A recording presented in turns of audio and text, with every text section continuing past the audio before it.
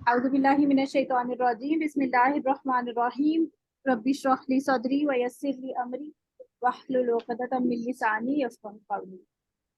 जी, आयत नंबर 41 से स्टार्ट करेंगे इंशाल्लाह। 40 में हमने काफ़ी डिटेल पढ़ी और थी और काफ़ी हमने उसकी हिस्ट्री भी पढ़ी थी कि किस तरह जो बनी इसराइल हैं वो यहूदी हैं यानी ज्यूज़ हैं, और ये ज्यूज़ के 3 कबाइल जो 3 ट्राइब्स मदीना में मौजूद थे उनको एड्रेस किया जा रहा है और उनको कहा जा रहा है कि अल्लाह ताला ने तुम लोगों को एक नेमत अता की है, यानी कि आसमानी किताब और दीन। सही है, तो उसको उसका शुक्र अदा करो। नेमत अगर आपके पास होती है तो उसके उसके शुक्र अदा करने की क्या कंडीशंस होती हैं, क्या वजह, किस तरह से आप शुक्र अदा करते हैं? जी, नेमतों का शुक्र किस तरह अदा किया जाता है, कुछ बताएंगे?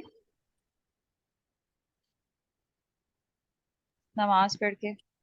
नहीं, अगर आपको मैं कोई चीज देती हूँ, फर्ज करें मैं आपको कोई गिफ्ट देती हूँ, उसका शुक्र आप उसको शुक्र कैसे अदा, मतलब आप मुझे कैसे शो करेंगी कि आपने उस चीज को वैल्यू किया? शुक्र का मतलब क्या होता है? बेसिकली वैल्यू करना, किसी चीज की कदर करना, है ना? जब हम कहते हैं ना अल्लाह ताला फिर शाकिर कदर है तो करेंगे, कदर। हाँ उसको खुश होंगे, उसको देख के खुश होंगे, उसकी कदर हाँ करेंगे, उसको हाँ, इस्तेमाल करेंगे, कंप्लेन नहीं करेंगे। इस्तेमाल करेंगे। बारकल्लाहु फीक। अगर मैं आपको गिफ्ट दूंगी तो मैं आप इस्तेमाल करेंगी तो मुझे खुशी होगी, ठीक है? यू यूज है, हम्म। ठीक है, यूज करेंगे आप उसको। दूसरा, आप थैंकफुल होंगे, आप मुझे थैंकफुल मतलब आप जबान से मुझे थैंक यू बोलेंगी। फिर आप जो है वो दिल में भी जो है वो मेरे लिए एक थैंकफुल का जज्बा होगा या खुशी होगी, या आप दिल में मेरे लिए क्या, एक लव का जज्बा होगा जो कि दिल में होगा उस चीज की वजह से। ऐसा ही है ना? जी। अगर तो वो चीज आपके इस्तेमाल की है और आपको बहुत पसंद है तो उसकी वजह से आप मुझे भी पसंद करेंगे जो देने वाला है। तो अल्लाह ताला फरमा रहे हैं कि जो चीज, जो नेमत मैंने तुम्हें दी है उसका शुक्र अदा करने के लिए क्या तुमने करना है? उस नेमत को यूज करो, यानी जो जो अहकामात तुमको दिए गए हैं उनको उनको यूज करो। और उसमें उसकी वजह से हमने देखा ना कि अल्लाह ताला के अहकामात जब हम मानते हैं तो दुनिया में भी कामयाबी मिलती है, दुनिया में भी आपको जो है वो आपकी इज्जत होती है। उनको इस्तेमाल करो, फिर अल्लाह का थैंकफुल हो और अल्लाह से मोहब्बत करो। ये जो सारी चीजें आ रही ना, अल्लाह से डरो, अल्लाह से मोहब्बत करो, ये आ रहा है ना, वह या फरहबून, और अल्लाह ही से डरो। अल्लाह की मोहब्बत की वजह से मैंने आपको बताया था ना तकवा क्या है, कि तकवा उस मोहब्बत को जन्म देता है कि जिसकी वजह से अल्लाह ताला की नाराजगी से इंसान डरता है, अल्लाह को खुश करना चाहता है, प्लस अल्लाह से नाराज होने वाला जो कोई मतलब अमल होता है ऐसा, तो वो भी इंसान उससे भी बचता है। तो ये उनको अल्लाह ताला हुक्म दे रहे हैं। अब नेक्स्ट आयत में अल्लाह ने, अब ये मुस्तकिल एड्रेस इन्हीं से चलता रहेगा और इन्हीं से ही बात होती रहेगी। बीच बीच में थोड़ा थोड़ा आमीनू मतलब आमनू या अय्युहल्लज़ीना आमनू से भी जिक्र होगा, यानी मोमिनीन से भी खिताब होगा। व आमीनू एंड बिलीव। अब देखिए हमने पढ़ा था या अय्युहल्लज़ीना आ मनु, मीम पे जबर था, उसका मतलब है कि ईमान वाले लोग, ठीक है? आ मीनू का मतलब है यहाँ पर it is for for ordering, यानी कि कोई हुक्म दिया जा रहा है। सही है, आमीनू ईमान लेके आओ, ठीक है? एंड बिलीव, आ मनु जो है मीम पे जब जबर आता है तो वो उसका मतलब है कि वो एक इसम है, नाउन है। और आ मीनू का मतलब क्या होता है? ये एक वो है, फेल अमर है, यानी ये फेल अमर है, यानी को हुक्म दिया जा रहा है। समझ आ रही ना बात? आप, वर्ब है ये। हाँ जी, वर्ब है। वर्ब भी कौन सा? ऑर्डरिंग वर्ब है, ऑर्डर देने वाला, ऑर्डरिंग वर्ब। आमीनू ईमान लेके आओ, जैसे मैं आपको हुक्म दे रही हूँ कि पढ़ो, ये ऑर्डर होगा ना, ऑर्डर भी है और वर्ब भी है, पढ़ो। जी। अब मैं कहूँ पढ़ना या पढ़ने वाले लोग, वो एक डिफरेंट चीज होगी, ठीक है? तो यहाँ पर है कि एन बिलीव बीमा इन वॉट, उस पर जो अनजल तू नाजिल किया मैंने, आई हैव सेंट टू, ये तू जो है आखिर में मैं के लिए आ रहा है, ठीक है, आई के लिए। अनजल तू, इसका रूट वर्ड क्या होगा? नून जा और लाम सला से, है ना? अनजल जी। तू, मैंने जो नाजिल किया है, मैंने जो सेंड डाउन यानी तुम्हें भेजा है। तो हमने पीछे पढ़ा था ना, फइम्मा यातियन्नकुम मिन्नी हुदन फमन तबिया हुदाया फला, यानी जो कुछ भी मैं नीचे भेजूंगा हिदायत के तौर पे उसको तुमने फॉलो करना है। तो यही चीज अल्लाह फरमा रहे हैं यहाँ पर कि ईमान ले आओ उसके ऊपर, जो कि मैंने तुम पर भेजा है तुम्हारे पास। क्या भेजा था? इनके पास क्या क्या आया था? जी आयशा। जी। बनी इसराइल के पास क्या क्या आया था अल्लाह ताला की तरफ से? अम, कौन सी बुक थी इनके पास? तौरात। शाबाश। और मौजूद भी थे, मिरेकल्स थे, मिरेकल्स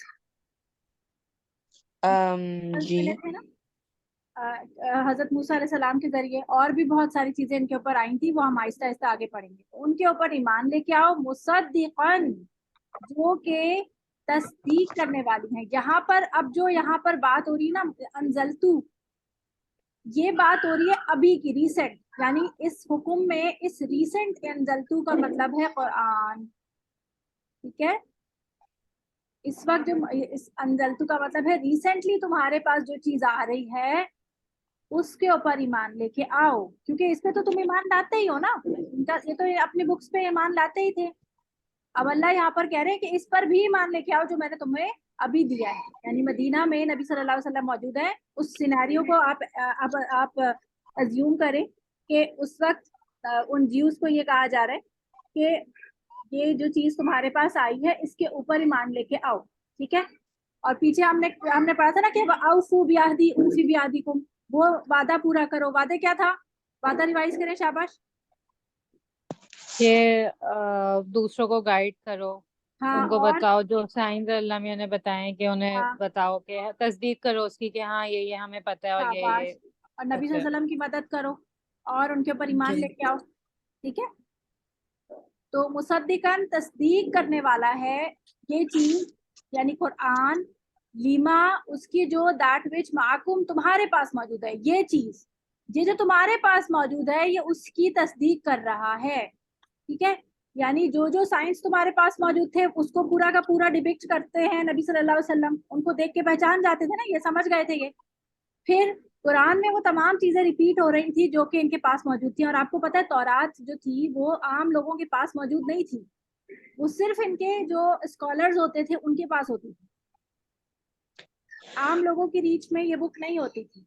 इनको सिर्फ आम लोगों को सिर्फ वही चीजें बताई जाती थी जो इनके स्कॉलर समझते थे कि इन लोगों के लिए बस इतना काफी है। तो बस वो उसी पर ईमान लेके आते थे, ये हलाल है ये हराम है बता देते थे। जी मिस, मेरा एक क्वेश्चन है। हाँ बताएं।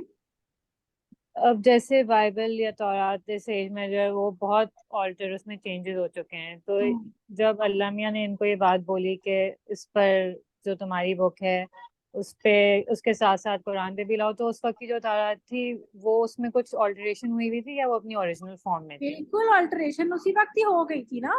अल्टरेशन हो गई तभी तो नई बुक आई। और जब नई बुक आ गई तो अब इसकी जिम्मेदारी अल्लाह ने ले ली, क्योंकि अल्लाह को मालूम है था उस वक्त, मतलब अल्लाह को मालूम था कि अब इसके बाद कोई और किताब अल्लाह ने नहीं देनी। तो अब इसको हिफाजत से रखना है। अगर इसमें भी ऑल्टरेशन हो जाती तो फिर इंसान की हिदायत के लिए कुछ नहीं बचता। और दूसरी बात ये कि एक एग्जाम्पल भी सेट करनी थी ना लोगों के लिए, कि अगर लोगों के हाथ में ये कानून दे दिया जाए तो लोग क्या करेंगे, ताकि लोगों में हुज्जत भी ना रहे। अपने अपनी आसानी के हिसाब से उसमें वो करते रहेंगे। हाँ जी, अमेंडमेंट्स करते रहे जो उन्होंने किया, पिछले लोगों ने किया। तो उसको ही समझाने के लिए अल्लाह ताला ने उनको उनके हाल पे छोड़ा, ताकि बाकियों को इससे सबक मिले कि अगर ये चीज तुम्हारे ऊपर छोड़ दी जाती तो तुम तो इसका ये असर कर देते, दीन का हुलिया ही बिगाड़ देते। तो यहाँ पर ये बात बताई जा रही है। अच्छा, यहाँ पर कि कुरान जो है आ गया है तुम्हारे पास, वो कंफर्म कर रहा है। और नबी सल्लल्लाहु अलैहि वसल्लम, कुरान प्लस ये क्या चीज इस वक्त क्या मुराद है? कुरान प्लस मोहम्मद सल्लल्लाहु अलैहि वसल्लम, ये दोनों चीजें जो हैं, दोनों जो है एलिमेंट्स, ये तुम्हारे पास जो चीज है उसको क्लैरिफाई और कंफर्म करते हैं। वला, एंड डू नॉट, तकूनू, काफ ना काफ वाओ नून, इसका रूट वर्ड है। और इसका माना होता है काना यकूनु, कौन? काना, काना ना काना वह हो जाए, टू बी है इसका मतलब। एंड डू नॉट बी अव्वला, द फर्स्ट, काफिरिम, डिसबिलीवर्स बिही ऑफ इट, इसके पहले काफिर मत बनो। अब मुझे ये बात बताएं, पहले काफिर इनको क्यों कह रहे? हालांकि मक्का में जब कुरान रिवील हो रहा था 13 ईयर्स मक्का में गुजार के मदीना शिफ्टिंग हुई है, और मदीना आने के बाद ज्यूस को ये मदनी सूरत सुनाई जा रही है और कह रहे हैं कि तुम पहले काफिर मत बनो, हालांकि मुशरिकीन ने तो सबसे पहले इनकार किया था।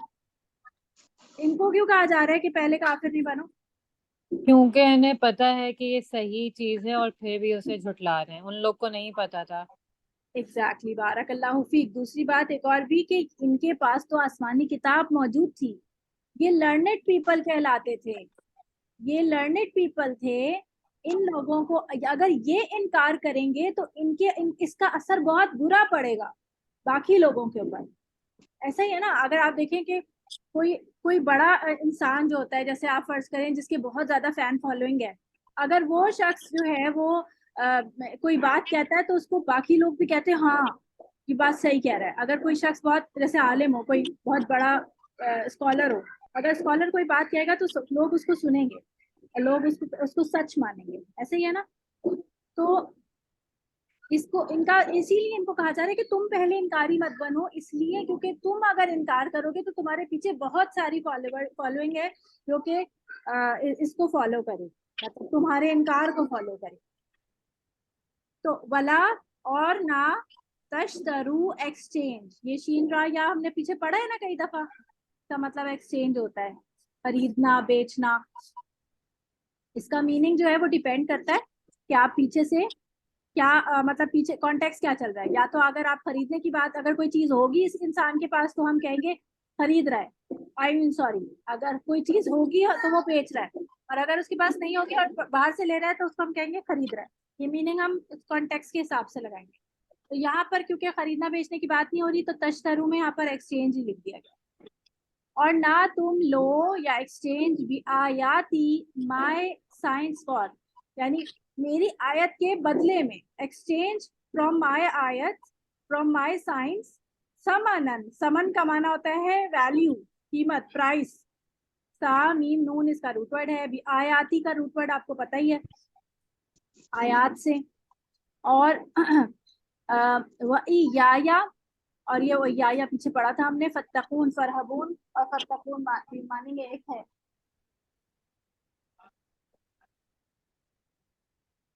तो माना एक है, इसका माना तकवा से ही है, और मेरे लिए तुम तकवा इख्तियार करो या मेरे लिए डरो, माना ऑलमोस्ट एक ही है, क्लियर, यानी मेरे से डरो। अच्छा जी, तो अल्लाह ताला कह रहे हैं कि मेरी आयतों के बदले, यानी ये जो साइंस आ रहे हैं इन सब चीजों के बदले दुनिया का फायदा मत उठाओ। क्या था दुनिया का फायदा इन लोगों के लिए?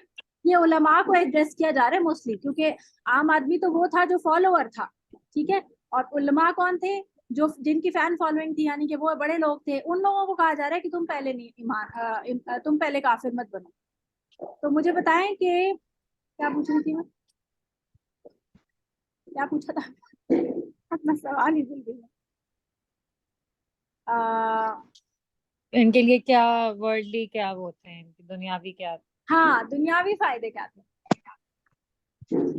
कि लोग इन्हें मानते थे, इनकी रिस्पेक्ट करते थे, इनके पास जाते थे। अगर ये कहने के ये सही कह रहे हैं तो इनकी सोशल स्टैंडिंग खत्म हो जाएगी। शाबाश, सोशल स्टैंडिंग थी इनकी, शाबाश बारकल्लाहु फीक।